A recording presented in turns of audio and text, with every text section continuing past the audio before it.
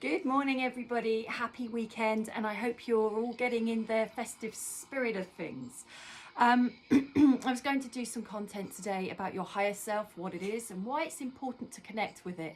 So, your higher self means different things to different people, and to me, higher self means accessing your soul and your soul wisdom. So, your higher self is like your best friend. It's like your comfy grandmother who's there to guide you because of her wise experience. So it's your own soul wisdom that you've brought in from incarnation after incarnation, and it's all the facets of character and experiences and knowledge that you've picked up along the way that is available to you at any time.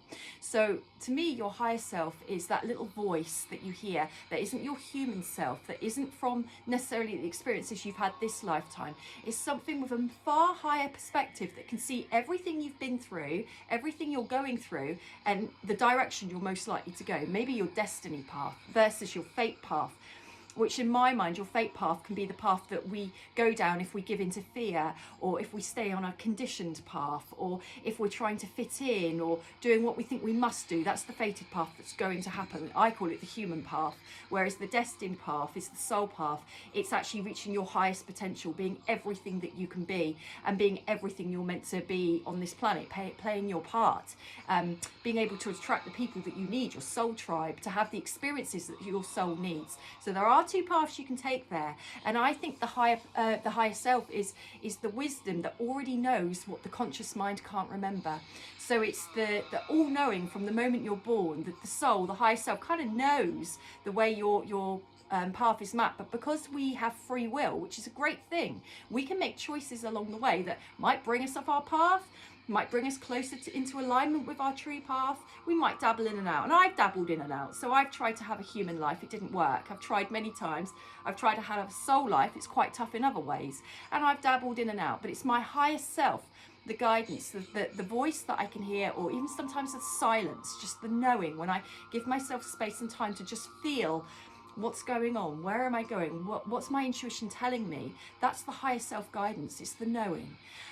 Sometimes we might get information from the higher self through a dream. Sometimes we might ask our higher self, whatever we want it to be, to give us guidance, and then in our human waking life we might have an experience that kind of answers what we were asking our higher self. So the higher self will come through many different ways, and people often ask, how do I know when it's my higher self? Well, it takes a lot of practice. It's actually about you trusting you. I could tell you anything, but at the end of the day, you've got to feel it inside. Does this feel right? Does this path feel right? Does this decision feel right? Not just from a logical place. Logic has great potential. It's really, really important safety thing that we need, but sometimes we have to listen to another voice that may not have evidence, may not have proof. It might just be a deep knowing or coincidences going on around us which are trying to guide us, and understanding that the higher self doesn't prove things. It doesn't go through that domain of getting information to you. It just is. It just does. How simple is that, to live a life with just a knowing, just going on what feels like a true gut feeling, and not worrying about there's no evidence why I should be doing that, or is that risky, or is that safe? Because the higher self doesn't put you in risky situations. It also doesn't risk assess like the mind does, and the mind can get so good at risk assessing, it can take you on the wrong path anyway, because you might be coming from hypervigilance, a fear of the past repeating, all kinds of dynamics that isn't really the highest level of guidance. It's more fear-based, which I feel is sometimes the path of fate, than soul-based, which is just trust that what is going to be right for you, no matter how it looks. So that's the surrendering of the mind. Not the easiest thing to do in the world, but you've got the whole of your life to practice it, and then some if you really want to come and do it again. Choice is yours. But listening to your higher self, maybe just find a quiet 5 minutes every now and again. Just tune into how you feel about something, asking for guidance. Sometimes you'll get prompts, or sometimes quickly those prompts will come from outside of you in your waking reality, because you've put the intention up there, show me a sign. And so many times people say that to me, that they ask for a sign and say, I don't get anything back. And then we look a little bit deeper, and I'm like, you did get quite a few signs back actually, but you've got to be available to hear them.